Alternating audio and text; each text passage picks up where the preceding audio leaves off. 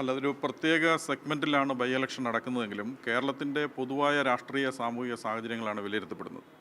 അപ്പോൾ തീർച്ചയായിട്ടും ഞങ്ങളിങ്ങനെ പൊതുസമൂഹത്തിൽ സജീവമായി പ്രവർത്തിക്കുന്ന ഒരു ഏജൻസി എന്ന നിലയിൽ തീർച്ചയായിട്ടും ഒരു അഭിപ്രായം രേഖപ്പെടുത്തേണ്ടതുണ്ട്.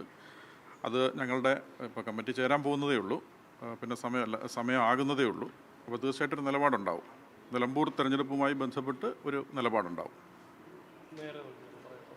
എന്തായിരിക്കും നിലപാട്? ഇപ്പം രാജ്യത്ത് സെൻസസ് ഒക്കെ വരാൻ പോവുകയാണ്. ഇതൊക്കെ ഏതൊക്കെ രീതിയിലാണ് ഇതിനെ കാണുന്നത്? ഇപ്പോൾ കേരളത്തിൽ NSSൻ്റെ ഭാഗത്തു നിന്ന് പ്രതിലോമകരമായ ഒരു നിലപാട്, അത് കുറച്ച് നാളുകളായി NSS സമൂഹത്തെ സംബന്ധിച്ച് പ്രതിലോമകരമായ ചില ആശയങ്ങളും നിലപാടുകളുമാണ് മുന്നോട്ട് വെക്കുന്നത്. ഇപ്പോൾ ജാതി സെൻസസിനെതിരായി ഗവൺമെൻറ്റുകൾ പിന്മാറണം എന്ന അഭിപ്രായം NSS രേഖപ്പെടുത്തിയിട്ടുണ്ട്. പക്ഷേ അന്ന് തന്നെ കേന്ദ്ര ഗവൺമെൻറ്റിൻ്റെ ഷെഡ്യൂൾ പ്രഖ്യാപിക്കപ്പെട്ടിട്ടുണ്ട്. അത് 2026 ഒക്ടോബറിലാണ് തുടങ്ങുന്നത്. പക്ഷേ ഞങ്ങളെ അത്ഭുതപ്പെടുത്തുന്നൊരു കാര്യം, ഇന്ന് ബൈ ഇലക്ഷൻ രംഗത്തുള്ള ഇത് നടപ്പിലാക്കുന്ന NDA മുന്നണി ഈ വലിയ തോതിൽ കഴിഞ്ഞ 18ാം ലോക്സഭാ തെരഞ്ഞെടുപ്പുമായി ബന്ധപ്പെട്ട് ദേശീയ തലത്തിൽ ചർച്ച ചെയ്യപ്പെട്ട ഒരു കാര്യം നടപ്പിലാക്കുന്നതിന് വേണ്ടി പ്രഖ്യാപനം ഉണ്ടായിട്ടും ആ തെരഞ്ഞെടുപ്പ് രംഗത്ത് അതിനെ സംബന്ധിച്ച് ശബ്ദിക്കുന്നില്ല. NDA മുന്നണിയുടെ പ്രധാനപ്പെട്ട രാഷ്ട്രീയമായ അവരുടെ മാനിഫെസ്റ്റോയിൽ അവർ പ്രഖ്യാപിച്ചൊരു കാര്യമാണ് ഈ ജാതി സെൻസസ്. ഇന്ത്യ മുന്നണിയുടെ കേരളത്തിലെ UDF എന്ന സംവിധാനം ഈ ജാതി സെൻസസിനെ സംബന്ധിച്ച് അവർ ഒരു തരത്തിലുള്ള പ്രതികരണവും തെരഞ്ഞെടുപ്പ് രംഗത്തുണ്ടാകുന്നില്ല.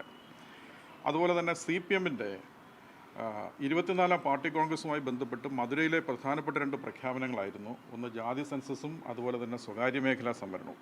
പക്ഷേ കേരളത്തിലെ ഭരണകക്ഷിയായിട്ടുള്ള CPMും തെരഞ്ഞെടുപ്പ് രംഗത്ത് ഇതിനെ സംബന്ധിക്കുന്ന അഭിപ്രായം രേഖപ്പെടുത്തുന്നില്ല.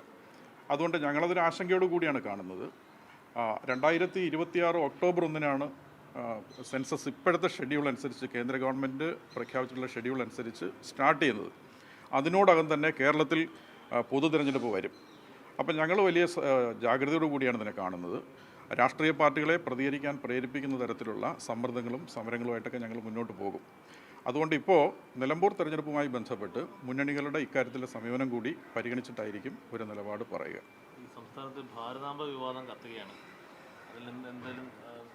അല്ല, ഭരണഘടനാ സ്ഥാപനങ്ങളെയും അതിൻ്റെ സാരഥികളും നമ്മുടെ രാജ്യത്തിൻ്റെ ജനാധിപത്യ സംവിധാനത്തിനുള്ളിൽ എന്ന് പറഞ്ഞാൽ പൊതുകാര്യങ്ങളിൽ മതപരമായ കാഴ്ചപ്പാടുകളുടെ നിരാസത്തെയാണ് മതനിരപേക്ഷത എന്ന് നമ്മൾ പറയുന്നത്. അപ്പോൾ തീർച്ചയായിട്ടും കേരളത്തിലെ ഒരു ഭരണഘടനാ സ്ഥാപനത്തിൻ്റെ തലവൻ എന്ന രീതിയിൽ പാലിക്കേണ്ടുന്ന ഭരണഘടനാപരമായിട്ടുള്ള കടമകളുണ്ട്. അതിൽ നിന്ന് ഗവർണർ സ്വീകരിച്ച സമീപനം നമുക്ക് കേരളത്തിൻ്റെ ഒരു ജനാധിപത്യ പരിസരത്ത് നിന്ന് നോക്കിയാൽ നമുക്ക് അംഗീകരിക്കാൻ കഴിയുന്ന കാര്യമല്ല.